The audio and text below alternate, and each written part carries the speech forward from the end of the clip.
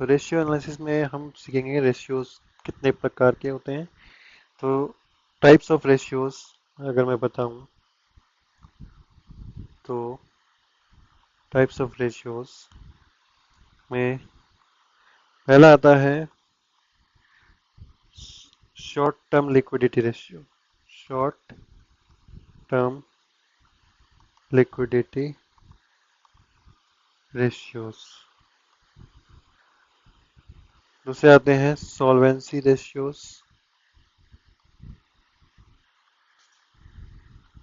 तीसरे आते हैं efficiency activity ratio. Activity slash efficiency ratios. Fourth सबसे लास्ट में होते हैं प्रॉफिटेबिलिटी रेशियोज।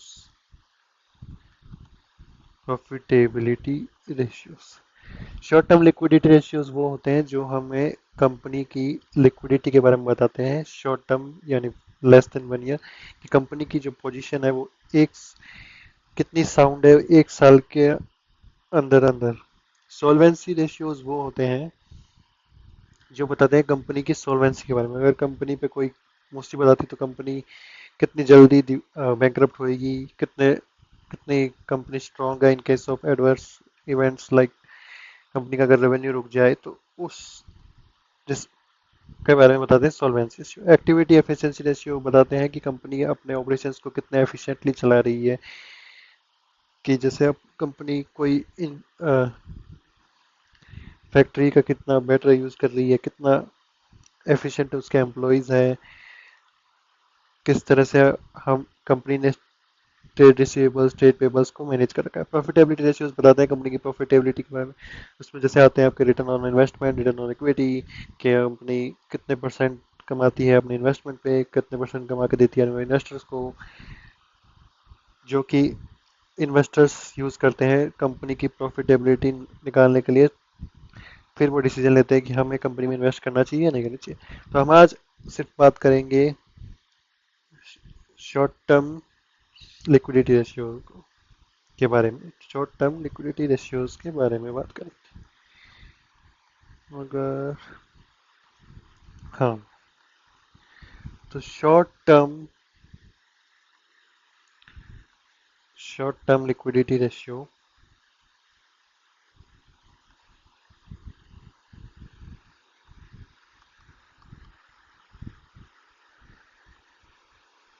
इसमें आता है, पहला आता है हमारा करंट रेशियो। Current ratio. दूसरा आता है क्विक रेशियो, जिसे एसिड टेस्ट रेशियो भी बोलते हैं। Acid test ratio. तीसरा आता है कैश रेशियो। और लास्ट आता है net working capital.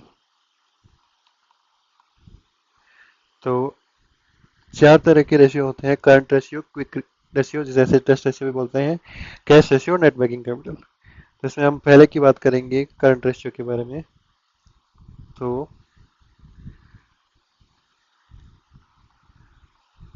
Current ratio, तो इसका फॉर्मूला होता है current assets divided by current liabilities.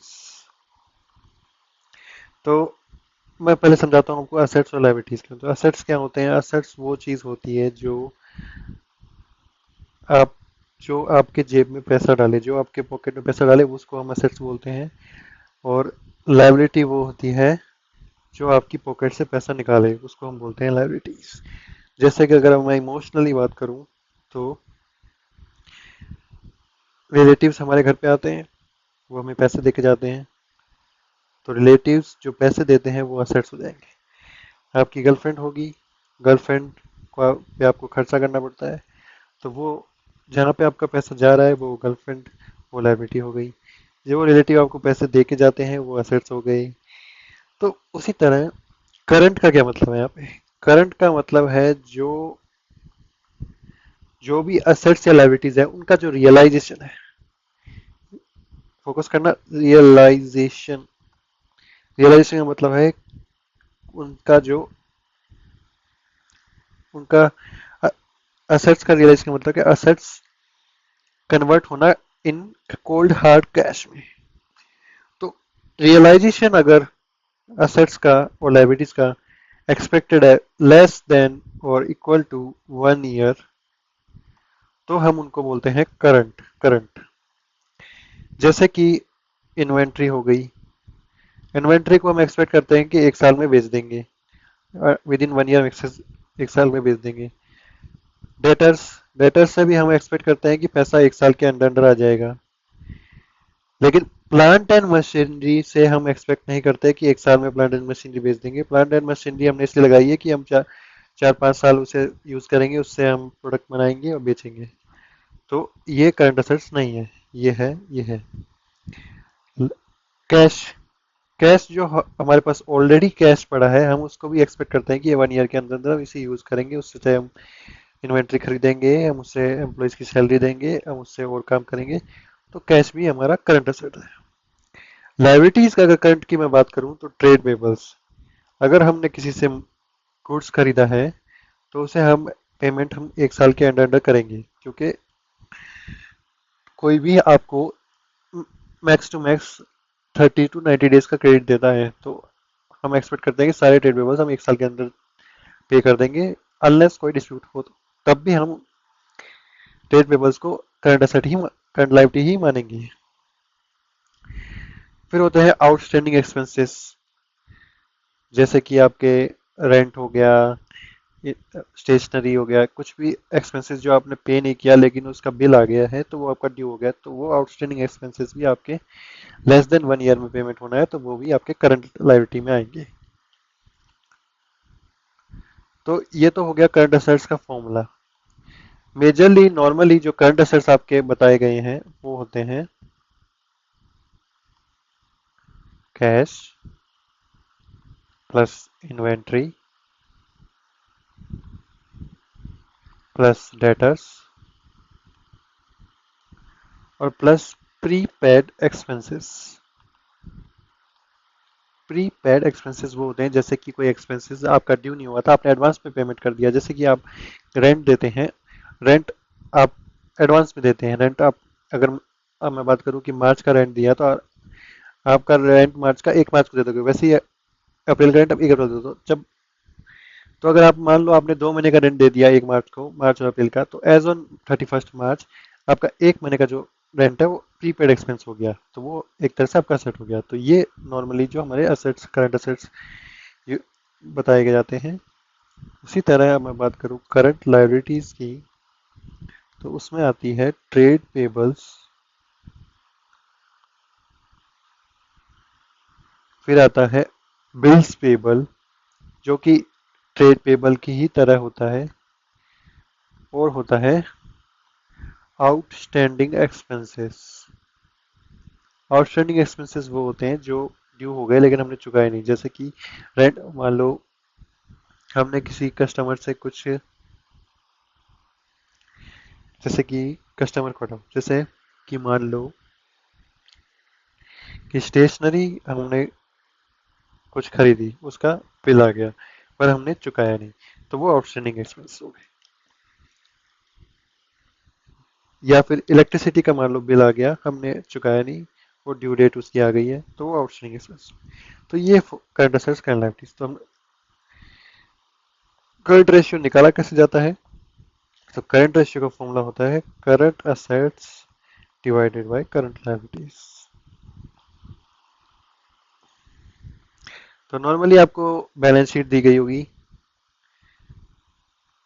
और आपको दिया हो गया होगा स्टॉक, आपको दिया गया होगा डेटर्स, आपको दिया गया होगा कैश, आपको दी गई होगी ट्रेड पेबल्स,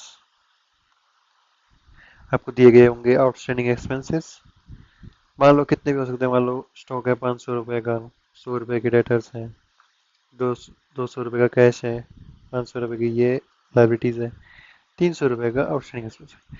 तो आपको फिर बोला जाएगा करंट असेट्स करंट रेशियो निकालिए, तो आपको फिर कैलकुलेट करना पड़ेगा। तो जैसे कि हम कैलकुलेट करेंगे stock plus debtors plus cash, 500, 600, 200, 800, divide करेंगे लाइबिलिटीज से 500 प्लस 300 800, तो यहाँ पे आ गया 1।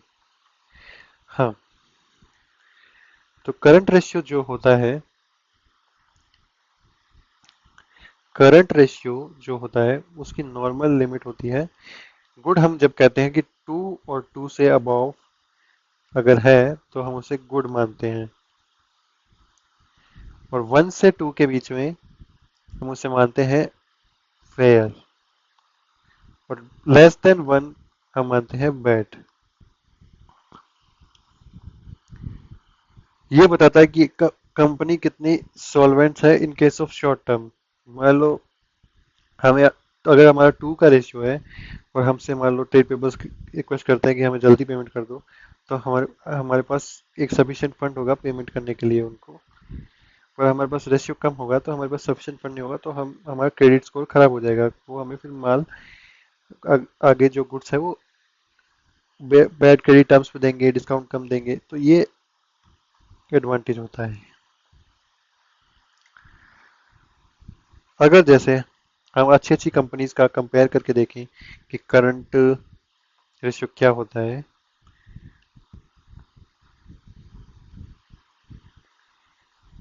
जैसे कि अगर मैं इंटरनेट पे जाता हूँ, मैं सर्च करता हूँ स्क्रीनर।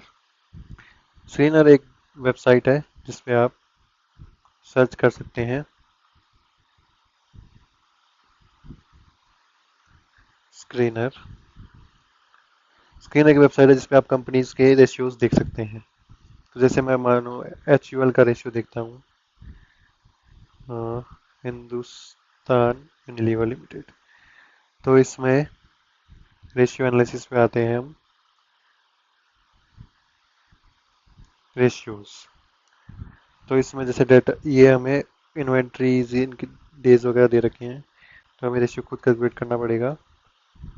तो हम बैलेंस शीट पे आ जाएंगे, तो बैलेंस शीट में आप देखोगे तो जो अदर एसेट्स हैं उसमें हमारे पास inventory, trade receivable, cash equivalent, short term loans दे रखे हैं। तो हम इनको ऐड करेंगे, 4000, 3000, 7 14,000, 14,000 के करंट एसेट्स हैं।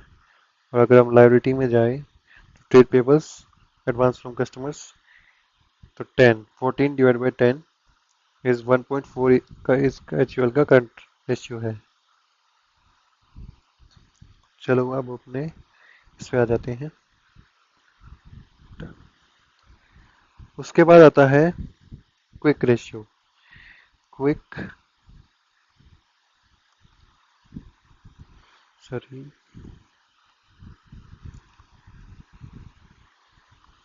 Quick ratio. क्विक रेशियो होता है current assets minus inventories minus prepaid expenses divide by current liabilities.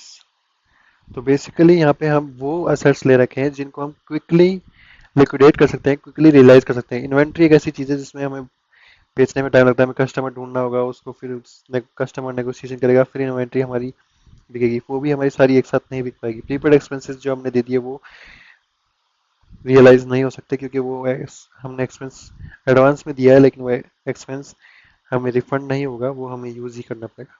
तो अगर, तो इसमें फिर बेसिकली हमारा बचा क्या, हमारे बच गए डेटर्स, और बच गया कैश, और बच गई marketable securities divide by current liabilities, जो कि है trade payable plus outstanding expense. तो क्विक रेशियो का यहाँ पे बेसिकली मतलब है कि ये बताता है कि हाउ क्विकली हम हमारे एसेट्स को लिक्विडेट करके अगर लाइबिलिटी को, करंट लाइबिलिटी को पे करें,